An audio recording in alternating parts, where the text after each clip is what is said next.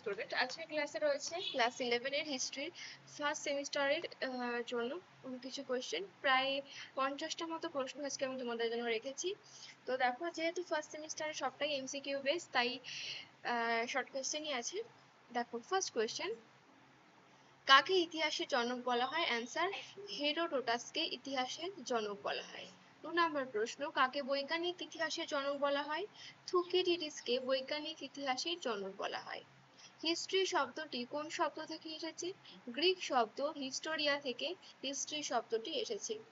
4 number, মানব সভ্যতার ইতিহাসকে কয় ভাগে ভাগ করা যায়? কি কি? 1 প্রাচীন যুগ, 2 মধ্যযুগ, 3 আধুনিক যুগ। এই 3টি ভাগে ভাগ করা হয়। এখন প্রাচীন যুগকে আবার 3টি ভাগে ভাগ করা হয়। দেখো, প্রাচীন যুগে কয় ভাগে ভাগ করা হয় ও কি কি? প্রাগ ঐতিহাসিক যুগ, প্রায় ঐতিহাসিক যুগ এবং ঐতিহাসিক যুগ। 6 নম্বর প্রশ্ন, প্রাক ইতিহাস কথাটি প্রথম কে ব্যবহার করেন? পল টুর্নাল প্রাক ইতিহাস কথাটি প্রথম ব্যবহার করেন। 7 নম্বর প্রশ্ন, ইতিহাস কথাটির ব্যুৎপত্তিগত অর্থ কি? ইতিহাস কথাটির ব্যুৎপত্তিগত অর্থ হলো অনুসন্ধানের মাধ্যমে শিক্ষা লাভ। 8 নম্বর প্রশ্ন, প্রাচীন প্রস্তর যুগের প্রধান হাতিয়ারগুলি কি কি? প্রাচীন প্রস্তর যুগের প্রধান হাতিয়ারগুলি হলো হাতকুঠার, মুগুর, বর্শা, তীরধনুক ইত্যাদি। নেক্সট, 9 নম্বর প্রশ্ন, মধ্যপ্রস্তর যুগের হাতিয়ারগুলি কি কি? মধ্যপ্রস্তর যুগের হাতিয়ারগুলি হলো কুঠার, তীরধনুক এবং ছুরি ইত্যাদি। 10 নম্বর প্রশ্ন, নব্যপ্রস্তর যুগের হাতিয়ারগুলি কি কি? কোদাল, বাটালি, লাঙল, জোয়াল, বিভিন্ন অস্ত্রশস্ত্র ইত্যাদি। নব্যপ্রস্তর যুগের একটি সভ্যতার নাম লেখো। মেহেরগড় সভ্যতা। নব্যপ্রস্তর যুগের একটি সভ্যতার নাম হলো মেহেরগড় সভ্যতা। 12 নম্বর প্রশ্নে কি আছে? প্রাচীন গুহা মানবেরা গুহা চিত্র অঙ্কন করত কেন? কেন অঙ্কন করত? কারণ প্রাচীন গুহা মানবেরা বিশ্বাস করত যে যা কিছু চিত্রে অঙ্কন করা হবে সেই সমস্ত কিছুই বাস্তবে ঘটবে, তাই তারা গুহা চিত্র অঙ্কন করত। 13 নম্বর প্রশ্ন কি বলছে? পুরাকীর্তি শব্দটির অর্থ কি? কি অর্থ? পুরাতন দ্রব্য সম্পর্কিত জ্ঞান। পুরাকীর্তি শব্দটির অর্থ হলো, কি বললাম? পুরাতন দ্রব্য সম্পর্কিত জ্ঞান। ওকে, চলো নেক্সট। জিগুরাত কি? 14 নম্বর প্রশ্ন, জিগুরাত কি? প্রাচীন সুমেরের প্রতিটি নগরে একটি করে সুবিশাল মন্দির থাকতো। এই মন্দিরগুলিকে বলা হতো জিগুরাত। 15 নম্বর প্রশ্নে কি বলছে? প্রত্নতাত্ত্বিক নিদর্শন আবিষ্কারের ক্ষেত্রে কয়টি ও কি কি পদ্ধতি অবলম্বন করা হয়? প্রত্নতাত্ত্বিক নিদর্শন আবিষ্কারের ক্ষেত্রে 3টি পদ্ধতি অবলম্বন করা হয়। 1 সমীক্ষা, 2 উৎখনন আর 3 হচ্ছে কি? বিশ্লেষণ। সমীক্ষা, উৎখনন এবং বিশ্লেষণ। 16 নম্বর প্রশ্ন, ফেরাও কাদের বলা হতো? প্রাচীন মিশরের রাজাদেরকে বলা হতো ফেরাও। 17 নম্বর প্রশ্ন, ইতিহাসের উপাদান কি কি? ইতিহাসের উপাদানগুলি হলো শিলা, লিপি, মুদ্রা, স্থাপত্য, ভাস্কর্য, সাহিত্য ইত্যাদি। প্যাপিরাস কি? প্যাপিরাস হলো প্রাচীন মিশরীয়রা প্যাপিরাস নামক একটি স্বর জাতীয় গাছের ছালে লিখত। এই ছালকে প্যাপিরাস বলা হতো। এপিগ্রাফি কি? লিপি উৎকীর্ণ বিষয়ক বিদ্যার পঠন পাঠনকেই বলে এপিগ্রাফি।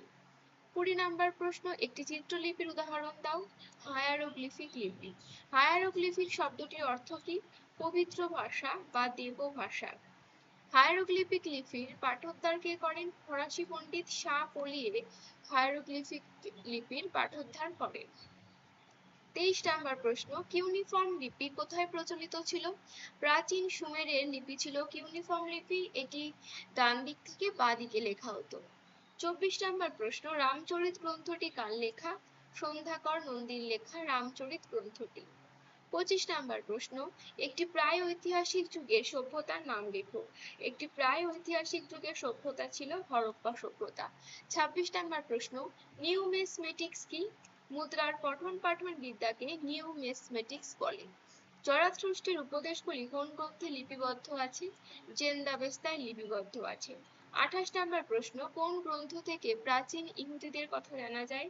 হিব্রু বাইবেল থেকে প্রাচীন ইহুদিদের কথা জানা যায়। 29 নম্বর প্রশ্ন, রাজতরঙ্গিনী গ্রন্থটি কার লেখা? রাজতরঙ্গিনী গ্রন্থটি কলহনের লেখা। এই রাজতরঙ্গিনী গ্রন্থটি থেকে আমরা কাশ্মীরের ইতিহাস জানতে পারি। 30 নম্বর প্রশ্ন, প্রত্যক্ষবাদের অন্যতম প্রবক্তা কে ছিলেন? বিউরি। জন বিউরি ছিলেন প্রত্যক্ষবাদের অন্যতম প্রবক্তা। 31 নম্বর প্রশ্ন, প্রথম আধুনিক মানুষের উদ্ভব কোথায় ঘটে? আফ্রিকাতে প্রথম আধুনিক মানুষের উদ্ভব ঘটে। 32 নম্বর প্রশ্ন, সুলতানি আমলে ভারতের একজন বিখ্যাত সঙ্গীতজ্ঞ কে ছিলেন? আমির খসরু ছিলেন সুলতানি আমলের একজন বিখ্যাত সঙ্গীতজ্ঞ। 33 নম্বর প্রশ্ন, ভারতে ইন্দো পারসিক ভাষা চর্চার দুজন ঐতিহাসিকের নাম লেখো। আমির খসরু এবং জিয়াউদ্দিন বরনী। 34 নম্বর প্রশ্ন, ইংরেজিতে প্রি হিস্ট্রি কথাটি প্রথম কে ব্যবহার করেন? ড্যানিয়েল উইলসন ইংরেজিতে প্রি হিস্ট্রি কথাটি ব্যবহার করেন। 35 নম্বর প্রশ্ন, শাহনামা গ্রন্থটি কার লেখা? ইরানের পারসিক কবি ফিরদৌসি শাহনামা গ্রন্থটি রচনা করেন। নেক্সট, যেটা ভারতের সুলতানি যুগের রচনা। 36 নম্বর প্রশ্ন দেখো, ফিরোজ শাহ তুগলক ভারতীয় সঙ্গীতের কোন গ্রন্থটিকে পার্সি ভাষায় অনুবাদ করেন? রাগ দর্পণ নামক একটি সঙ্গীত বিষয়ক গ্রন্থ ফিরোজ শাহ তুগলক পার্সি ভাষায় অনুবাদ করেন। 37 নম্বর প্রশ্ন, কোন সময়কালকে হিন্দু যুগ বলে? সুপ্রাচীন কাল থেকে 1206 খ্রিস্টাব্দ পর্যন্ত সময়কালকে ভারতের ইতিহাসে হিন্দু যুগ বলে। 38 নম্বর প্রশ্ন, কোন সময়কালকে মুসলিম যুগ বলে? 1206 থেকে 1707 খ্রিস্টাব্দ পর্যন্ত সময়কালকে ভারতের ইতিহাসে মুসলিম যুগ বলে। 39 নম্বর প্রশ্ন, কোন সময়কালকে ব্রিটিশ যুগ বলে? 1707 থেকে যে সময়টা শুরু হয়, মানে ঔরঙ্গজেবের মৃত্যুর পর থেকে 1947 মানে যেই পর্যন্ত ব্রিটিশ সরকাররা ব্রিটিশ সরকাররা রাজত্ব করেছিল আমাদের দেশে, সেই সময়টাকে বলা হয় ব্রিটিশ যুগ।